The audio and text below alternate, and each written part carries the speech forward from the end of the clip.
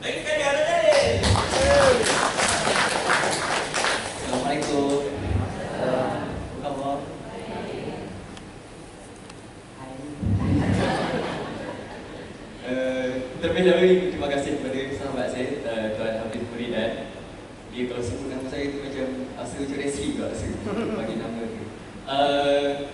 Saya sangat teruja hari ini sebab sejak pertama kali saya jumpa dengan Ustaz Adil, saya sangat mengagumi Olive House. So hari ini bila dapat jumpa dengan semua tulang belakang Olive House, saya rasa sangat seronok. Daripada bawah lagi saya macam sangat teruja. So alhamdulillah dapat jumpa hari ini. Okey, terlebih dahulu saya nak minta izin dengan tuan-tuan puan semua, please kenalkan diri saya dulu boleh? Terima kasih. Nama saya Azhar Jalil, saya Azhar, ayah saya Jalil. Ya betul, ayah saya Jalil betul. Masa saya kecil-kecil dulu, dibesarkan seperti kanak-kanak biasa, cuma ayah saya ni seorang yang sangat garang. Sebab ayah saya cikgu, cikgu disiplin pula tu. So memang setiap kali kalau saya buat salah, dia memang akan pegang rotan yang panjang dia daripada sini sampai Kedah lah. So sekali dia tarik, bila dia swing dia, kena dekat belakang kita, sakitnya membawa sehingga ke hari esok lah. Bila keesokan pagi ni kita akan ada masalah untuk pergi sekejap. Memang agak mencabar juga. So dibesarkan seperti biasa dan alhamdulillah dengan didikan ayah dan ibu saya berjaya belajarkan pelajaran Degree Universiti Sains Malaysia. Bila saya graduate dari USM, saya ambil di USM, saya belajar kos teater. Saya ambil ijazah sarjana muda lakonan dan pengarahan. So lepas saya keluar dari USM, saya mencari-cari hal itu nak ke mana dan akhirnya saya berjumpa dengan sahabat saya tengah jalan dekat belakang tu. Nama dia ialah Solihin. So kami buat satu seminar untuk membantu pelajar-pelajar seluruh Malaysia untuk selamatkan result mereka daripada fail untuk jadi A, insya-Allah. Dengan menggunakan kaedah teater. So biasanya orang selalu macam yang pelajar-pelajar suka berhenti apa semua, kita nak tarik dia balik supaya suka belajar, suka pergi sekolah, study supaya jadi someone. So kalau guna teknik biasa, dia orang macam tak nak pergi sekolah, rasa tak seronok. Kita nak ubah benda tu. Bila kita buat ceramah, kita sebenarnya buat ceramah nama EXP, Explore the Unknown Potential. Biasanya bila sebut ceramah, budak tak nak dengar. So kita nak tukar benda tu. Bila sebut ceramah je, semua orang nak datang. So kita tukar environment ceramah tu, nama dia ialah EXP, guna pendekatan lain yang berbeza. Sehingga kan ada ibu bapa sering call kita, marah kita, bagi tahu kata, kamu buat apa ni kat anak saya? Anak saya ni sekolah tak nak pergi, kenapa nak dengar ceramah? So kita banyak nak kesalahan dengan parents sebabkan anak dia nak dengar ceramah, kita tak tahu salah kita. Then alhamdulillah tahun lepas, kamu buat kamera. Tahun lepas bila kita buat seminar, alhamdulillah tahun lepas kita buat satu seminar dekat Pulau Pinang dan seminar itu diiktiraf oleh Malaysia Book of Records sebagai seminar pendidikan terbesar di Malaysia. Kita buat dekat Penang, Spice, dekat satu indoor stadium yang melibatkan seramai 6,000 orang peserta pada satu masa. Sekarang ni saya dengan kawan saya lah buat seminar untuk budak-budak sekolah. So itu sedikit tentang diri saya. Hari ini ibu jemput saya, kita baru saja habis program semalam ESP di Johor. Ibu jemput untuk berkongsi tentang personal branding. Pertama sekali bila kita cakap tentang brand, kita start dengan brand kita boleh? Bila kita cakap tentang nanti tak betul apa?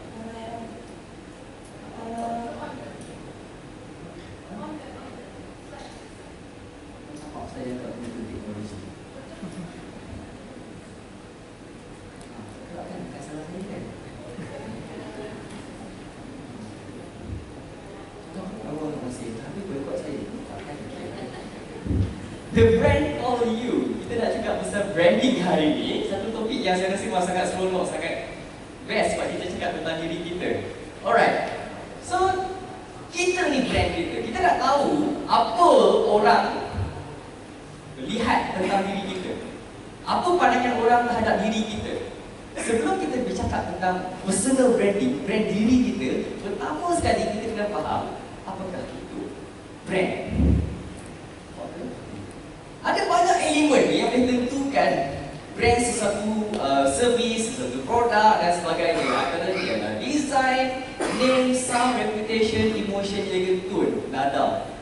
Banyak benda, tapi ini antara elemen-elemen penting yang boleh membezakan satu produk atau perkhidmatan dengan perkhidmatan atau produk yang lain. Okey, kita contoh brand-brand macam ni. Mercedes, dia sering dikaitkan dengan luxury, kemewahan. Volvo, safety. BMW, sporty. Ini adalah apa yang brand yang terletak pada sesuatu produk ataupun perkhidmatan.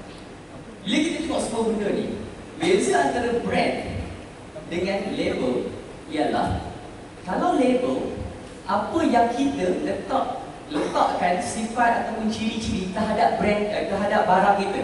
Contohnya, katalah macam tadi kita tengok Mercedes. Katalah dia letakkan diri dia, produk dia ialah produk yang mewah, produk-produk mewah.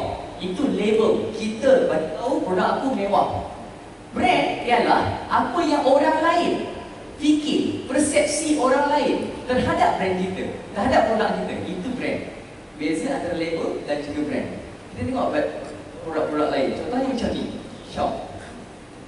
Orang selalu kaitkan G-Shock ni sebagai jam tangan yang sukakan adventure, aktiviti-aktiviti yang lasar. Itu brand dia. Berbeza dengan jam yang macam ni, Frank Muller. Lebih mahal, nampak eksklusif, elegan, sangat-sangat dititik beratkan oleh kebanyakan lelaki. Orang lelaki macam nak menggambarkan dirinya, biasanya kita tengok jam dia macam mana. Kalau dia pakai jam G-Shock, oh, dia suka adventure ni. Kalau dia pakai jam Philip ke, dia pakai jam yang mahal tu, oh, ini orang yang ada status, dia suka nampak elegan. Apa yang membezakan dua kopi ni? Apa yang membezakan kopi dekat warung Pak Ali dengan kopi dekat dua kedai, dua company ni? Kopi, tapi harga sangat jauh berbeza. Disebabkan apa? Brand yang diletakkan terhadap produk ataupun servis. Beg tangan yang harga puluh-puluh ribu, sama je. Walaupun dalam beg tangan tu mungkin hanya ada kunci rumah, telefon, tisu yang masih elok dan yang dah renyuk masih ada dalam tu, dan mungkin duit-duit shilling yang terjatuh disebabkan wallet kita terbolak sikit. Benda tu semua boleh je tumbuh dalam beg plastik, boleh je bawa. Tapi kenapa orang memilih beg tangan RM70,000 untuk menyimpan handphone dan kunci rumah? Sebab brand dia. Sebab tu dia bawa, dia nampak brand. Bila dah duduk macam, hai apa khabar? Ya, sah letak dalam meja. Ya, saya. Dia tak ada, tak jalan, tak ada. Kalau RM70,000, tak pernah tengok orang bawa sembunyi beg ni, tak ada. Kan? Kalau pakai jam yang mahal, yalah, pukul berapa lah sekarang ni? Hai, tak tahulah kan. Memang dia nampak macam tu. Sebab apa? Sebab brand. Kalau beli yang jam RM10 di jalan kan, bila kita tak tangan atas meja, kita pakai jam RM10 yang beli jalan di pasar malam kan, RM10 punya jam. So, jam tangan melambangkan identiti lelaki. Itulah sebab memang kita automatik pergi tangan. Brand yang sangat-sangat penting menggambarkan produk atau servis. Contoh macam McDonald. McDonald, dia punya simbol M tu terlampau strong. Sampai setiap kali bila kanak-kanak, anak-anak kecil nampak M tu, dia sebut, oh ya, macam buat kata Ibu Hani, they have been santau. The word with the ED at the back. Santau dengan simbol M tu. Sebab apa? Sebab brand dia terlampau strong. McDonald, dia orang punya target audience ialah kanak-kanak. Sebab tu dia ada Happy Meal, dia ada banyak toys. Selalu keluar TV. Nampak Ronald McDonald dengan permainan-permainan baru, permainan terus sentiasa up to date dengan filem, kartun apa yang ada dekat manggung wayang. So, contohnya bila Frozen, McDonald keluar toy Frozen. So, kanak-kanak nak benda tu. Nampak M je, Frozen. Dia nak kekuatan simbol M tu, brand McDonald. So, what is personal brand? Kenapa penting kita membina personal brand? Sebab kekuatan brand menentukan kekuatan diri kita. Contoh, kita ambil company yang brand dia strong. Kita ambil contohnya katalah Coca-Cola. Coca-Cola, brand yang terlampau strong selama lebih 100 tahun. Walau apa je cabaran, halangan, apa saja ombak yang datang melanggar brand Coca-Cola, dia tetap berdiri dengan teguh. Buatlah berapa banyak video YouTube pun, buatlah berapa banyak iklan pun bagi tahu Coca-Cola ni tak bagus. Buka toilet tu tuang Coca-Cola toilet jadi bersih, orang tetap minum Coca-Cola. Sebab brand dia terlampau strong. So benda itu kita nak transfer ke dalam diri kita. Macam mana nak kuatkan personal branding kita, brand diri, seperti kuatnya brand company. So sekarang kita tengok what is personal brand. Apa beza brand dengan personal brand? Brand ni ialah apa yang orang fikir tentang produk ataupun kita punya servis. Personal brand adalah apa yang orang fikir tentang diri kita, ability kita, skill kita, nilai, values yang kita bawa. Itu yang define kita di personal brand.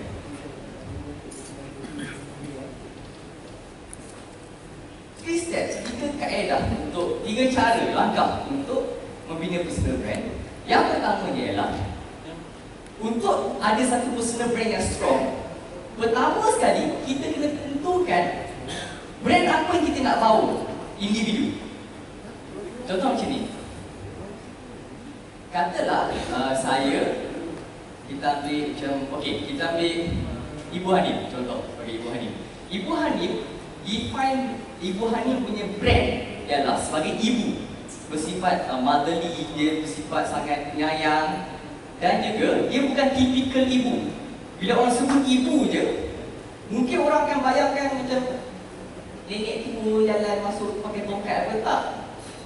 Ibu tu bukan tipikal ibu saja. Dia associate dengan corporate punya style.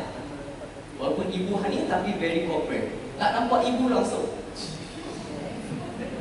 Bukan masa tahu ibu, tak nampak tipikal ibu yang adalah stereotip orang biasa.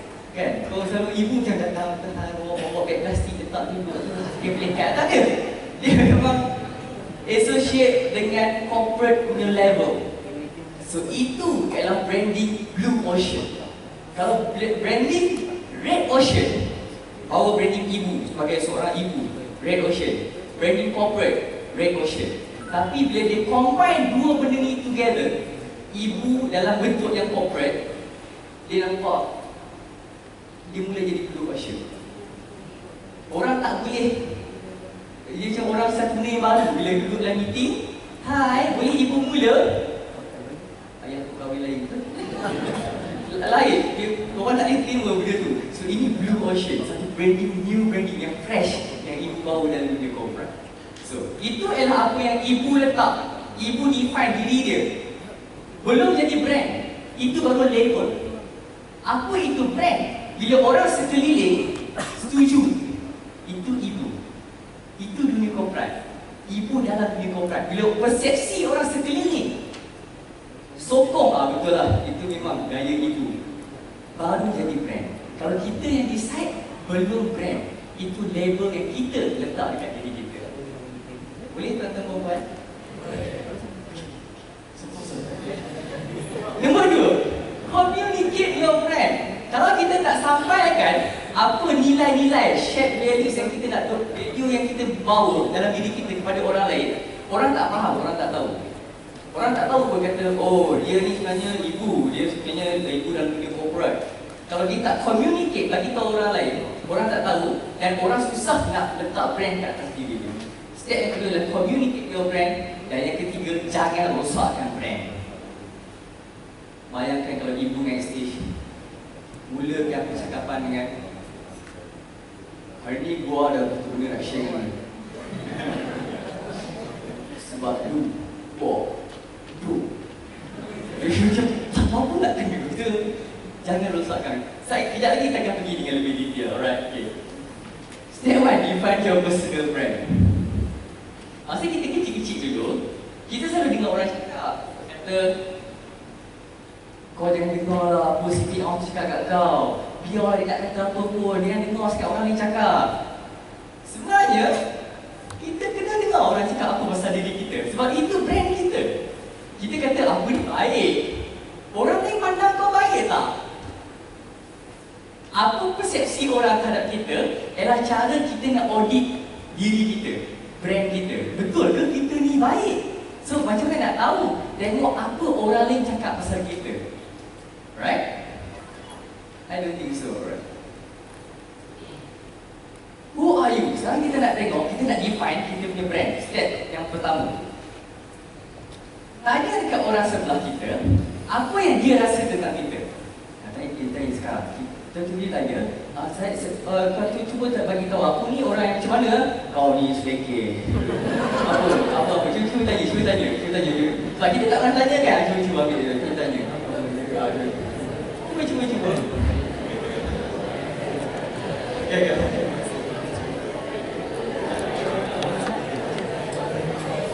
Alright. Cuba ingat boleh method tu, right? Boleh kita continue. Very good. Alright. So, terima kasih tuan-tuan puan semua. Sporting semua orang ya. Very good.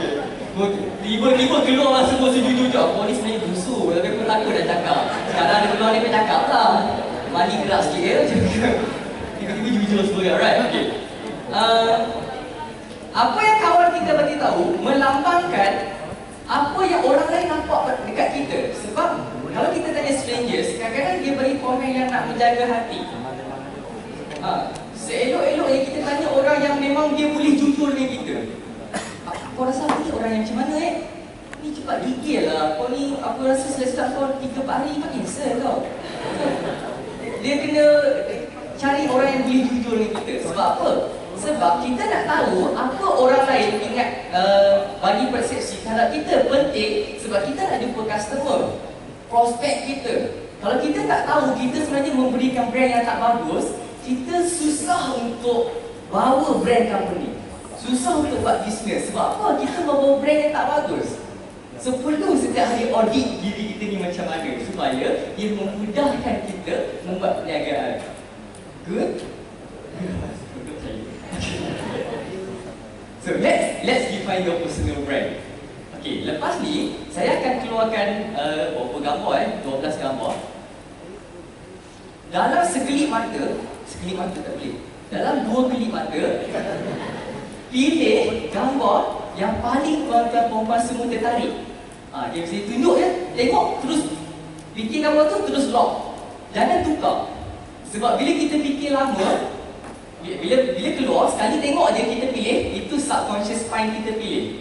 Bila fikir lama, conscious mind mula mempengaruhi minda kita untuk kau jangan pilih tu, nanti kau seorang je pilih, orang lain pilih lain. Cuba keluar je terus pilih, right? Ready? Terus pilih, lepas terus pilih nombor berapa ya. Dia ada nombor kat situ, pilih nombor, right? 1, 2, go! Alright, okay, stop. Okay, berapa orang? Nombor 1. Oh, wow. Wow, okay, terima kasih. Nombor 2. Tak ada. Nombor 2 tak ada. Okay. Nombor 3. Nombor 4. Oh, ada juga. Nombor 5. Okey. Nampak macam-macam. Dia tak ada yang betul salah ya. Semua memberi description yang tersendiri. Nombor 6. Nombor 7. Ramai juga. Nombor 8. Tak ada. Tak apa, kita duduk. Nombor 9. Okey. Nombor 10. 2-3 orang. Nombor 11. Ni ramai dia, wah bagus. Nombor 12. Oh, ramai juga. Okey, very good. Tepuk tangan untuk semua orang. Okey. Sekarang saya nak bagi tahu setiap gambar ni dia sebenarnya menggambarkan ada maksud tersendiri. Orang yang pilih nombor 1, orang yang suka diri dia dia suka associate diri dia dengan kejayaan. Satu benda yang kejayaan, achievement. So kalau dia jenis orang yang dia sendiri jumpa orang bawah dia, macam mana sial okey. Kau KPI capai. Kalau dia semua memang kejayaan je. Don't come with the problem, come with the solution. Dia memang kejayaan je, right? Dua ialah orang yang sukakan kebebasan. Suka freedom, dia tak suka dikongkong. Nombor tiga, orang yang sukakan ketenangan, kedamaian, relax je. Jangan datang kat dia dengan keadaan panik. Bos, kita ada masalah bos. Kau boleh sabar tak?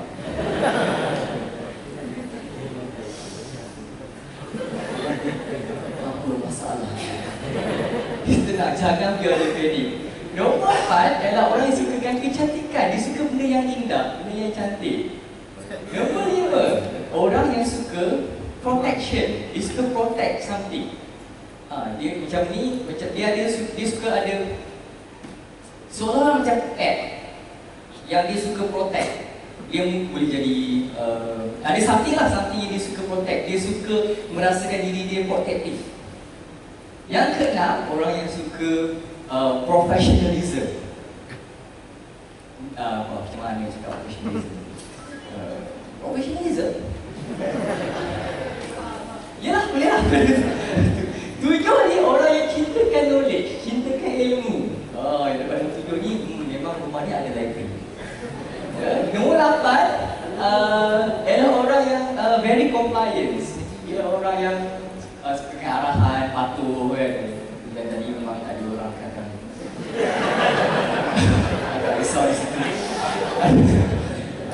Nombor 9 ialah orang yang romantik. Dia selalu datang bagi bunga, esok datang dua, lepas tahun pasu. Romantik. Yang ke-10 ialah orang yang associate diri dengan security. Dia perlukan jaminan security dalam in life. 11 ialah orang yang of course loving, penyayang. Dan 12 ialah orang yang sukakan adventure.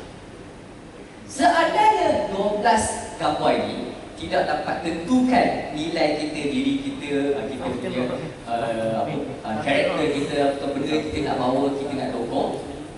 Sekarang ni, cuba ni latihan kedua. If you are a product, name 3 description about the product you. Seandainya kita ialah satu produk ataupun servis, cuba tuan-tuan dan puan-puan tulis 3 perkara, 3 benda, 3 nilai ataupun 3 apa saja yang menggambarkan diri tuan-tuan dan puan-puan. Contohnya katalah saya tulis pasal diri saya seorang yang pendiam, ataupun saya seorang yang panas baran, atau saya seorang yang pemaaf, saya seorang yang apa. 3 perkara yang describe tentang diri kita. Boleh tulis sekarang. Kita nak tengok macam mana kita tentukan kita punya brand.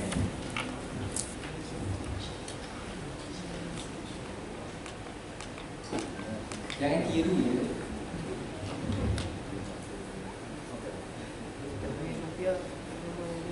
Tiga benda.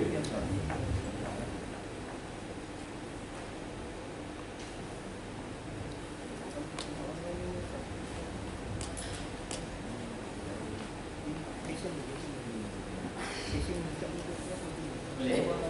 Alright. Okay.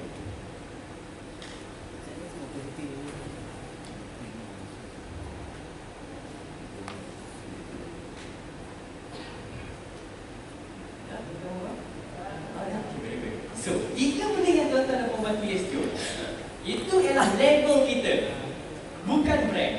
Label yang kita sendiri, kita sebagai business owner atau tuan punya badan, kan business owner sekarang ni, perniagaan dia adalah diri kita lah. So, kita sebagai tuan punya perniagaan diri ini, meletakkan 3 ciri ni terhadap diri kita. Itu adalah label. So, sekarang kita convert label ni kepada brand.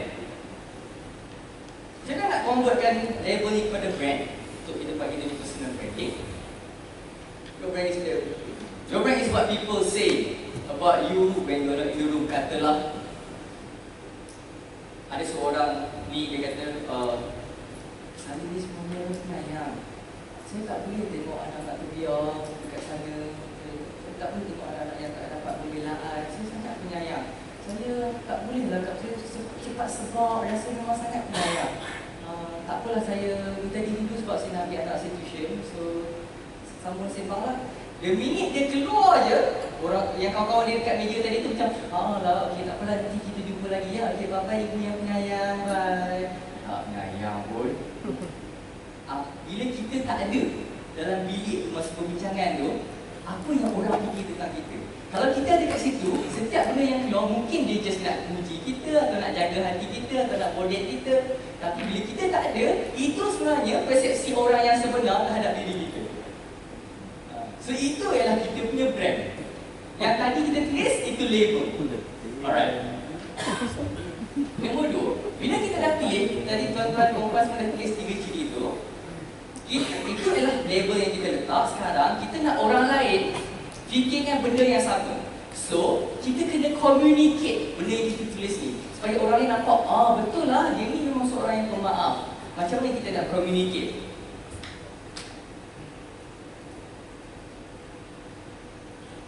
Adakah apa yang ada dalam diri kita ni orang iktiraf, orang macam mana?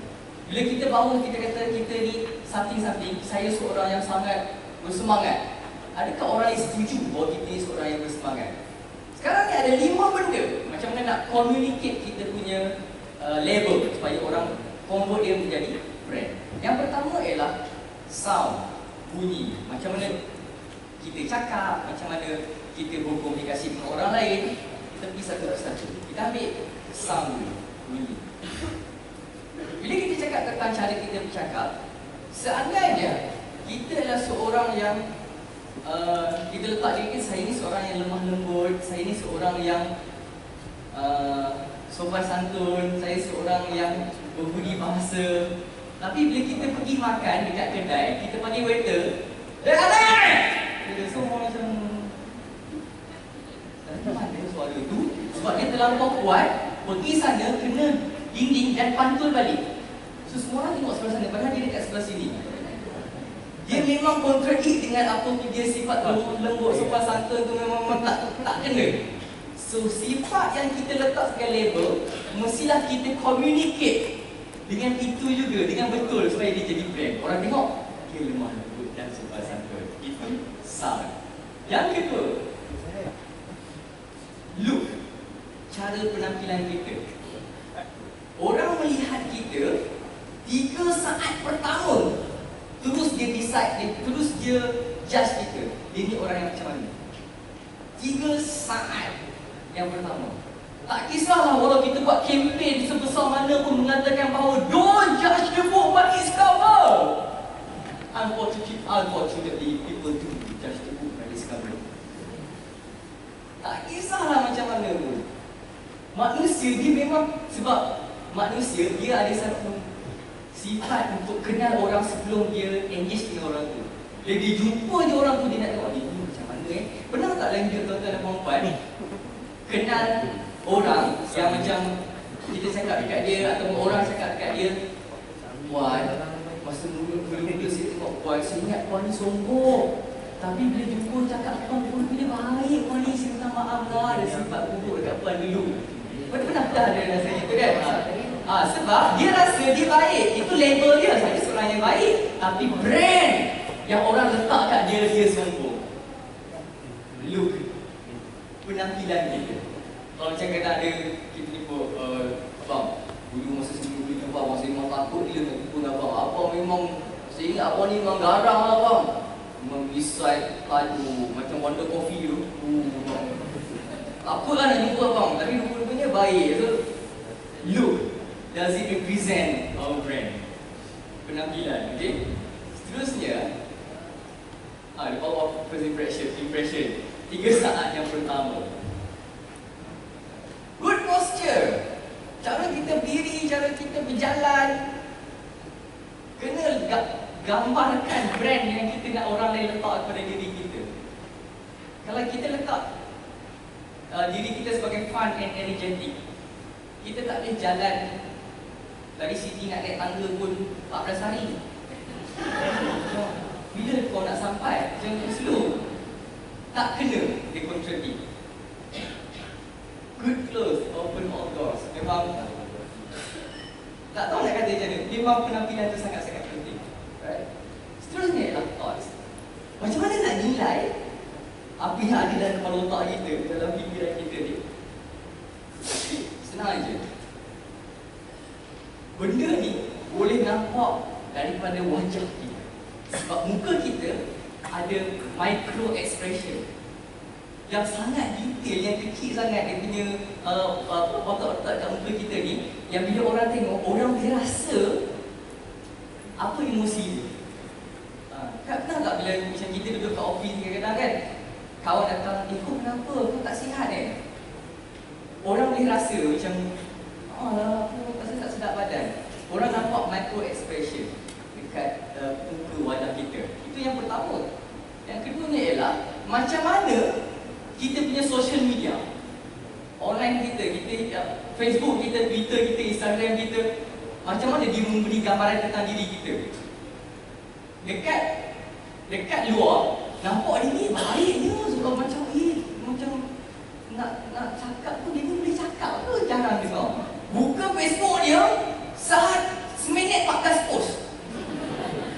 Semua grup semua garang gila. Semua, setiap orang salah. Jalan on the way balik rumah, lampu merah, dia marah lampu. Jalan sepak pun marah pun saman. Semua benda dia tak puas hati, keluar kat situ. Walaupun dalam real life dia ni nampak baik, tapi bila buka dia punya social media, nampak wow. So itu cara orang melihat pemikiran kita. So kita kena hati-hati. Sebab kadang-kadang kita cenderung untuk express benda tu dalam social media, walaupun benda tu kadang-kadang mungkin niat kita untuk selamatkan dunia, tapi sebenarnya dia merosakkan brand kita. Contohnya, bila harga minyak naik, kita pun keluarkan semua 18 teori daripada seluruh dunia untuk menyelamatkan ekonomi Malaysia, dan posting itu dia menggunakan kata-kata yang tak berapa elok didengar. Bila orang baca, orang dah boleh baca kita punya brand macam mana. So persepsi orang terhadap kita. So berhati-hati apa setiap benda yang kita share dekat Facebook, share dekat Instagram, itu juga mempengaruhi kita punya brand. Okay, seterusnya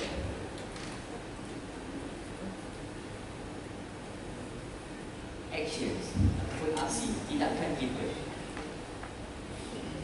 Bila kita membawa, contohnya ialah kita nak buat sesuatu tindakan, satu benda. Katalah kita punya brand yang kita nak bawa ialah kita ni seorang yang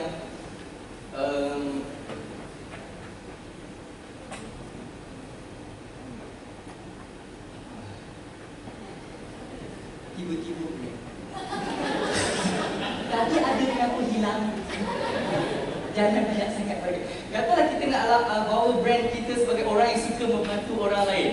So action kita mestilah menunjukkan kita adalah orang yang suka bantu orang. Bila berlakunya sesuatu masalah, berlakunya sesuatu katalah banjir, kita ni akan ada, kalau sekecil-kecil usaha pun at least kita boleh share dekat Facebook, kata ada bangsa banjir dekat sini, ini ialah dia punya tabung untuk membantu mangsa banjir. So jom ramai-ramai kita sumbang kepada mereka untuk bantu mereka. So action kita boleh pergi buat team, pergi bantu mereka. Dia mesti ada, orang nampak ada usaha-usaha, tindakan-tindakan ke arah membantu orang lain. Kalau itu brand yang kita carry. Alright? Sebab apa? Sebab memang actions speak louder than your words. Last kali ialah reaction. Bila ada aksi, dia ada reaksi.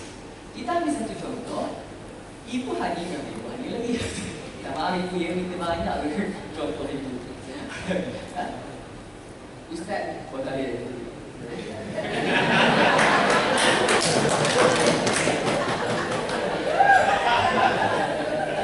Kita orang ada satu grup. Ada satu grup WhatsApp. Dalam grup tu, dia orang selalu cari maklumat Ustaz. So dia orang sedang ajak saya join pakatan menjaga Ustaz. Tapi saya rasa macam, ya Allah, dosanya aku menjaga Ustaz.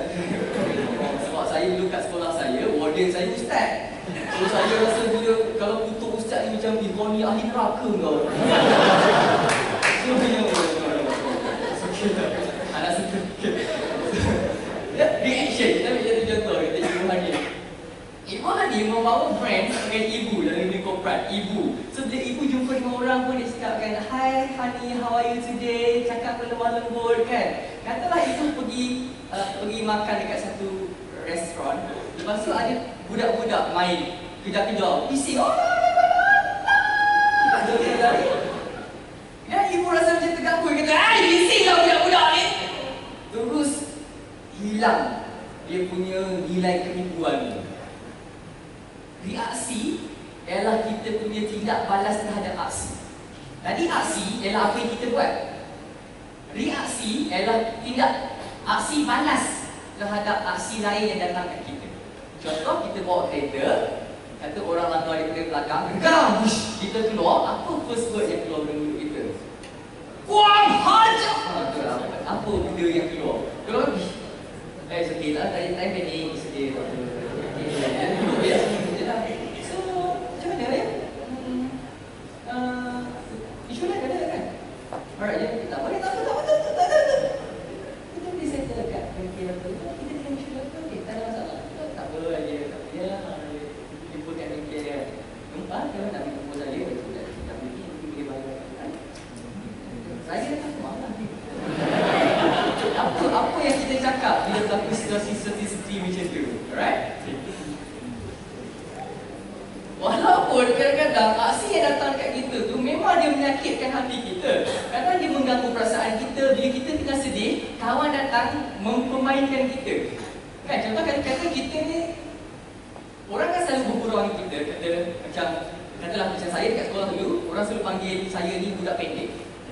Orang datang, pendek. Pen. Orang panggil itu.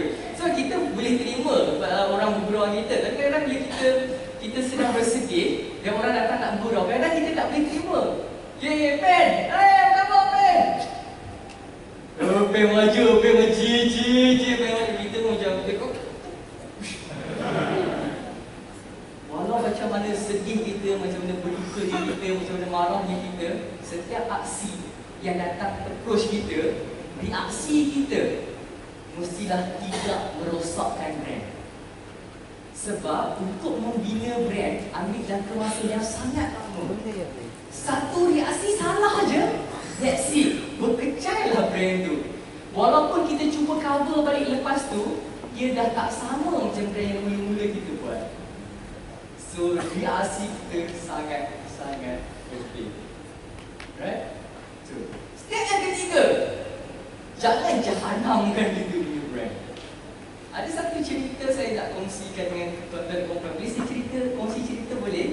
Okay. Cerita ni, saya masa tu kawan saya cerita, kat belakang tu, dia cerita pasal cockroach theory daripada CEO Google. Nama dia ialah Sundar Pichai. Masa tu, ibu juga ada post video tu dalam grup WhatsApp.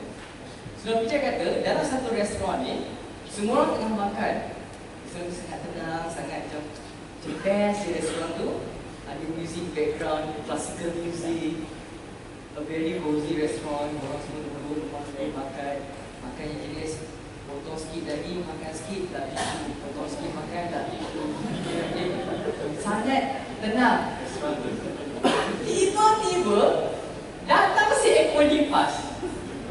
Hingga dekat satu perempuan yang sedang makan ni, duduk atas pinggan dia. Tanpa berfikir panjang dan juga menelaah dia lebih lama, reaksi perempuan itu automatik dia akan menjerit. Dan bila dia berkira, terus dia keluar terbalik meja, betul semua bakar semua benda. Sebab takut reaksi yang sangat terkejut dengan lipas tu. Dan bila dia semua spaghetti terpelanting dan lipas itu pun terbang hingga atas seorang perempuan lagi. Perempuan itu juga macam, wah, ambil pinggan, cap, balik kat lipas tu. Dan akhirnya, dalam kekalutan itu, datanglah waiter, pelayan restoran tu, sambil angkat makanan tu. Dia datang, tengok lipas tu, pegang, pergi dekat luar, buang. Masalah dia bukan lipas tu. Lipas tak ada masalah, dia just lipas. Walaupun ada orang kata lipas ni masa dia sedang duduk berangkak atau berjalan tu, itu lipas. Bila terbang itu bukan lipas dah. Walaupun orang kata macam tu, tapi lipas tu tak bawa masalah pun. Yang bagi masalah ni, yang menimbulkan kekecohan bukan lipas. Yang menimbulkan kekecohan ialah cara orang respon terhadap lipas tu. Sebab kalau lipas tu masalah, waiter tadi pun mesti dah menari dah. Tapi sebabkan waiter tu tahu macam mana nak respon dengan masalah tu, dia tenang je, dia ambil, dia bawa, dan dia buang. So, respon kita terhadap sesuatu benda. Sundar Pichai cakap, dalam dunia kita, setiap perbuatan kita, setiap pemikiran kita, setiap percakapan kita, tindakan kita, sebelum kita memberikan reaksi, kita kena fikir supaya dia kata don't react but respond. Masa saya belajar kat universiti dulu, dia ada 3 benda: aksi, reaksi, interpretasi. Bila berlaku sesuatu aksi, ada reaksi. Reaksi ada 2, reaksi bagus, reaksi tak bagus. Reaksi bagus, bila berlaku sesuatu aksi, kita interpret dulu macam mana nak reply, nak bagi tindak balas, bagi respon yang bagus, yang matang, yang kita tak mudah melangkah. Sebab apa? Kalau kita tidak fikir dulu sebelum bagi respon, benda-benda macam ni akan merosakkan brand. Orang langgar kita, kita keluar power steering knob, rosakkan brand. Bila orang kutuk kita dekat Facebook, kita balas balik dengan 14 muka surat, rosakkan brand. Kalau orang kata sesuatu kat kita, kita pun kata balik sesuatu dekat orang tu untuk balas dendam, rosakkan brand. Kalau ikutkan hati, memang kita marah gila. Tapi sebabkan kita dah penat bina kita punya personal branding, sangatlah tak berbaloi untuk kita rosakkan brand kita hanya cuma ikutkan perasaan. Right? Okay. So, kita kena tengok balik semua 5 benda yang sangat penting ni kita punya sound, look, thoughts, action and reaction. Setiap kali kita kena check balik, buat homework, tanya orang untuk naikkan credibility kita, check balik, audit balik diri kita. Sebab kadang-kadang masa mula-mula buat, kita memang, aku memang seorang yang sangat sudah seorang yang sangat sukar putus asa. Tapi lama-kelamaan kita bila ada banyak cabaran, kita mungkin dah lari daripada branding yang kita bawa, label kita bawa. So sentiasa check, tanya orang, tanya kawan-kawan, so dia nilai diri kita supaya kita sentiasa boleh upgrade kita punya personal branding. So kita nak recap balik 3 cara membina personal branding. Pertama, tentukan apa brand yang kita nak bawa, itu ialah label kita. Kemudian communicate your brand, sampaikan kepada orang lain, zahirkan melalui 5 perkara: sound, look, thoughts, action and reaction, supaya orang faham ini brand yang dia nak bawa. Dan last sekali, jangan rosakkan brand kita. Right? Dan yang paling penting sekali ialah be authentic. Jadi diri kita. Be yourself, because everybody else is different. Building a personal brand is a process, so enjoy the journey.